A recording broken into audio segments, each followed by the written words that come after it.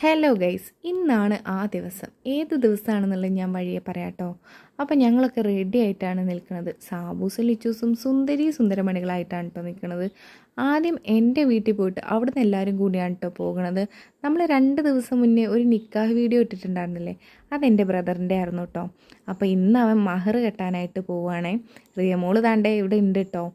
ഇത് ജൂനമോളാണ്, ഇത് അസമോളും. അവർ രണ്ടുപേരൊക്കെ പോകാനായിട്ട് റെഡിയായി നിൽക്കുകയാണ്. പിന്നെ പെണ്ണിന് കൊടുക്കാനുള്ള ഗിഫ്റ്റുകളാണ് കേട്ടോ ഇതൊക്കെ.